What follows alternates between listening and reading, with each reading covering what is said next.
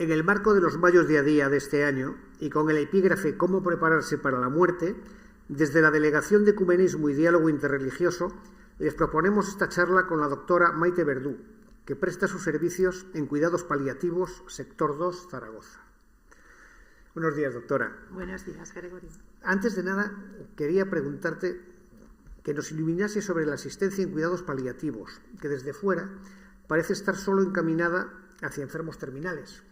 ¿Es así o hay algún otro aspecto a señalar? Bueno, en realidad es así, pero claro, la cosa, yo creo que la duda está en la definición de paciente terminal, ¿vale? Paciente terminal no significa que sea paciente que se va a morir ya, no necesariamente.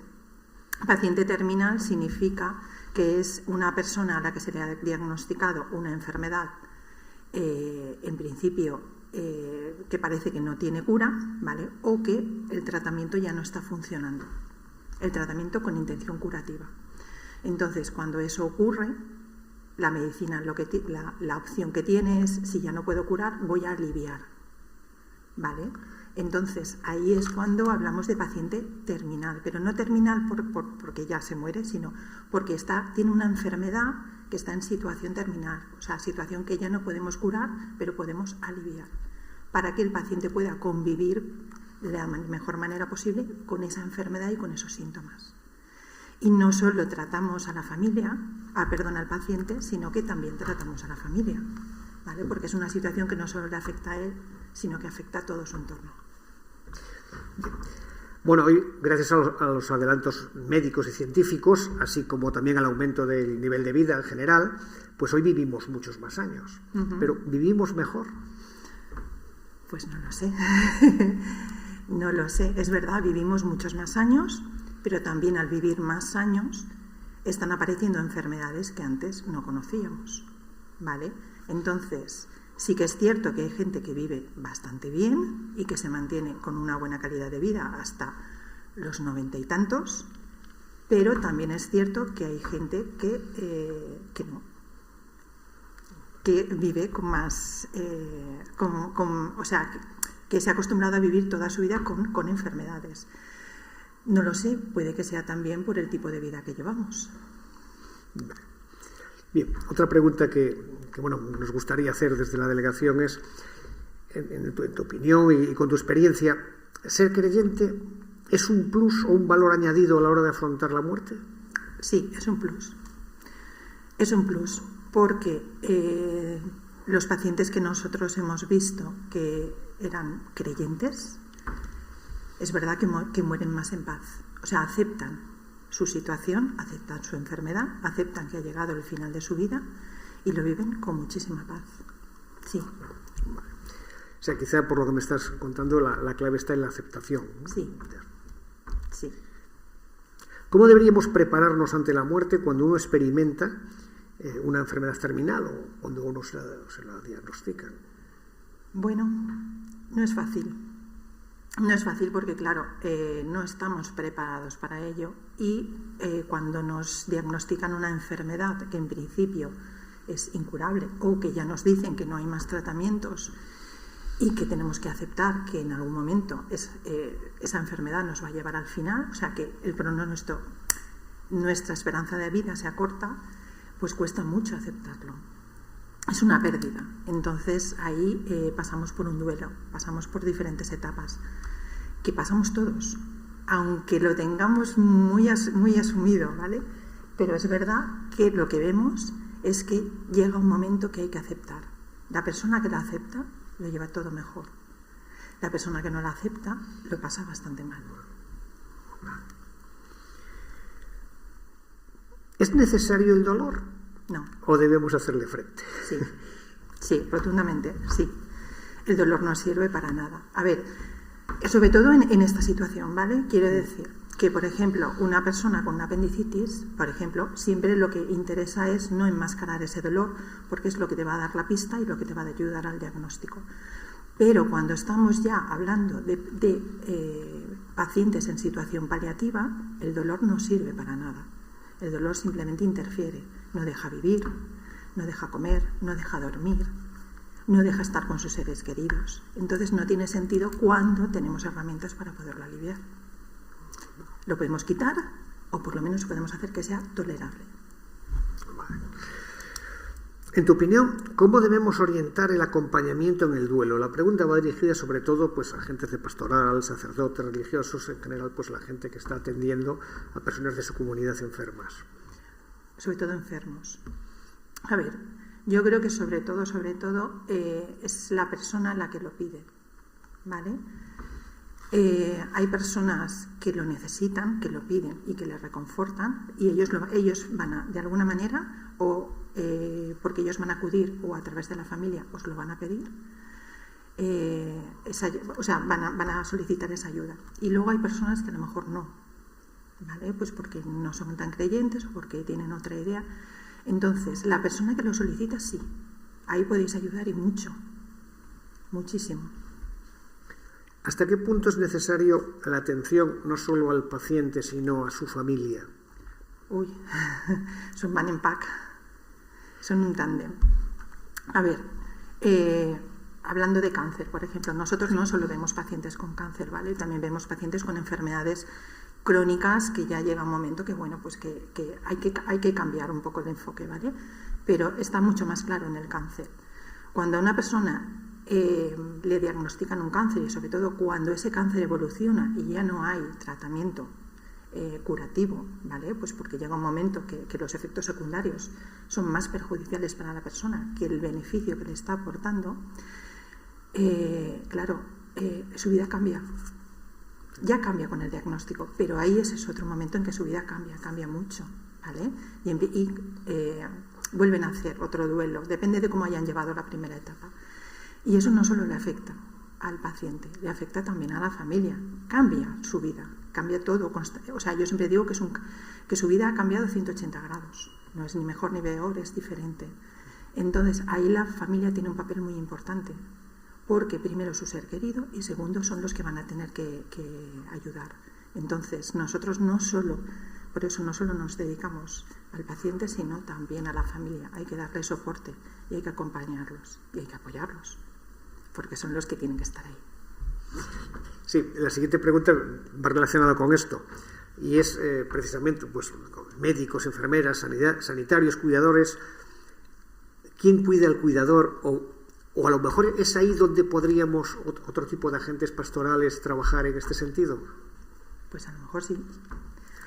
A ver, a los cuidadores lo tenemos muy claro. El cuidador que está en el domicilio, lo primero que le decimos es que se tiene que cuidar, que tiene que buscar un espacio en el que tiene que cargar pilas, porque esto se lo tiene que tomar como una maratón que no sabemos dónde está la meta. Y hay que ir día a día, y hay que dosificar. Entonces, si el cuidador no está bien, a lo mejor el paciente, la persona enferma, no puede estar en casa, ¿vale? Y claro, nuestra función es, sobre todo, acompañar e intentar que la persona pueda estar todo el tiempo posible en su entorno, ¿vale? Claro, en los cuidadores lo tenemos muy claro. Otra cosa somos nosotros, los médicos y las enfermeras que atendemos. Es verdad que para nosotros, en principio, no hay nada. Intentamos cuidarnos entre nosotros. Es verdad que solemos tener buen ambiente y aunque nos dedicamos a esa etapa de la vida que parece triste, es verdad que, no sé, intentamos siempre llevarlo con alegría y tener un ambiente alegre entre nosotros. Sobre todo, como decimos, hay que vivir, ¿vale?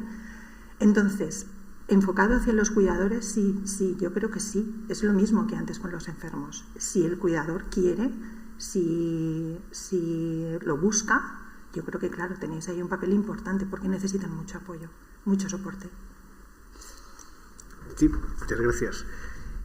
La siguiente pregunta tiene que ver con el desarrollo de la ciencia, ¿no? Hoy está pues muy de moda el desafío de la inteligencia artificial.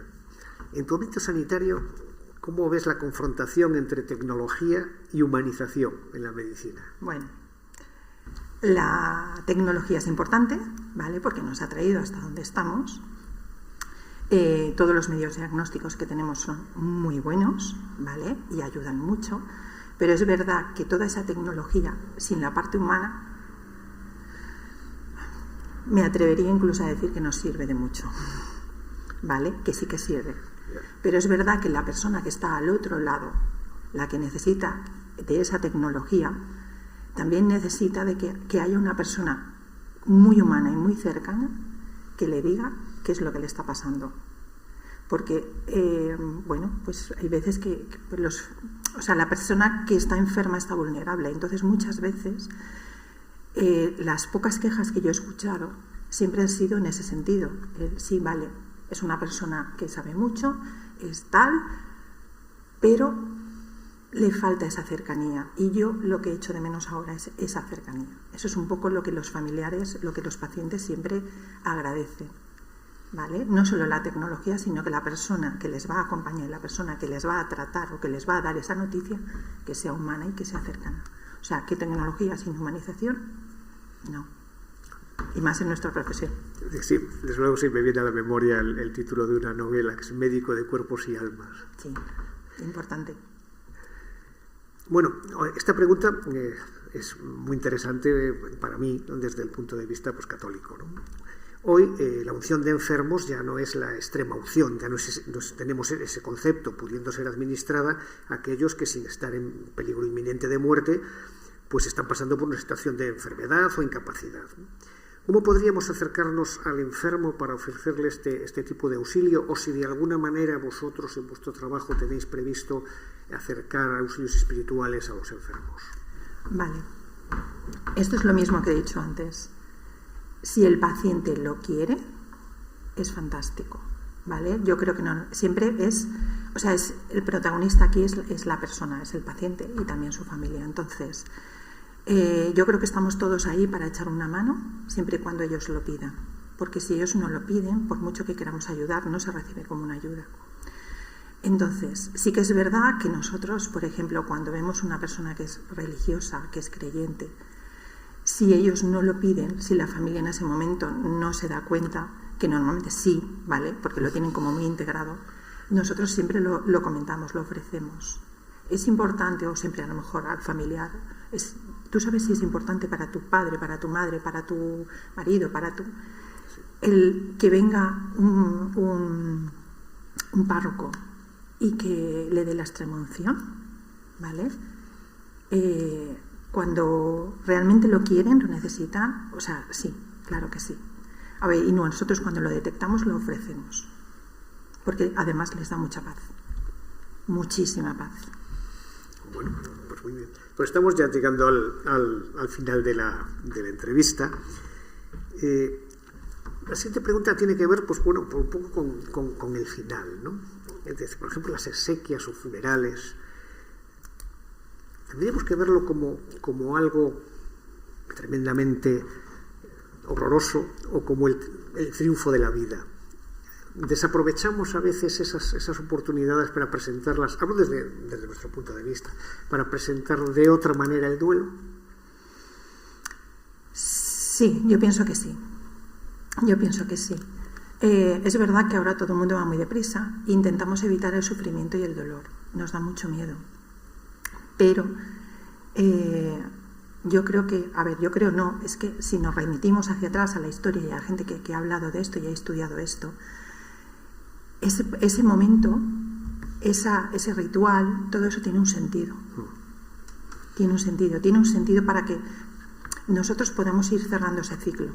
Porque cuando una persona se va, es un ciclo de vida que se cierra, ¿vale? También es un triunfo a la vida, ¿sí? Es como lo queramos ver. Podemos verlo desde el lado,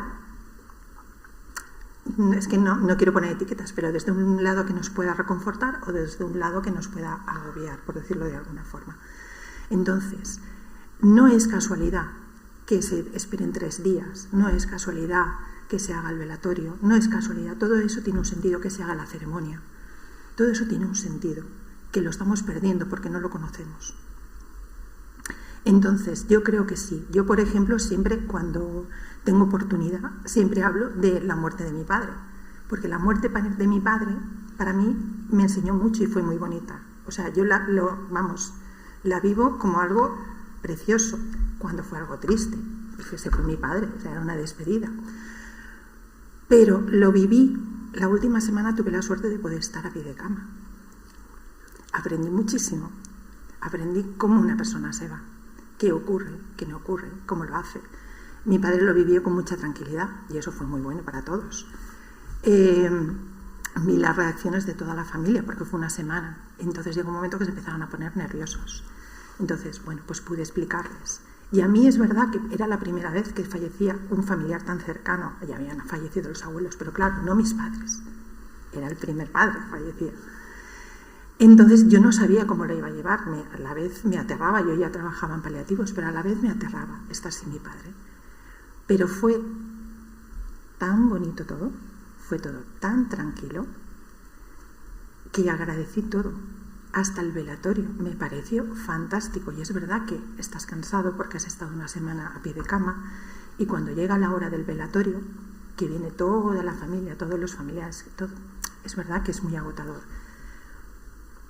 Pero también fue muy reconfortante, porque hablar constantemente de mi padre, de todo lo que había hecho, de cómo había vivido y todo lo que la gente venía a contar, todo eso ayuda a hacer el duelo. Ayuda a hacer que el duelo sea más suave. Pero es verdad que le tenemos mucho miedo a eso, a rememorar, a recordar, porque tenemos miedo al sufrimiento. Pero todo eso forma parte de la vida y todo tiene un sentido. Entonces yo creo que es importante. Bueno, pues muchísimas gracias por tu intervención y aquí cerramos esta colaboración con la Asociación para el Diálogo Interconvencional de Aragón. Muchas gracias. Gracias a ti, Gregorio.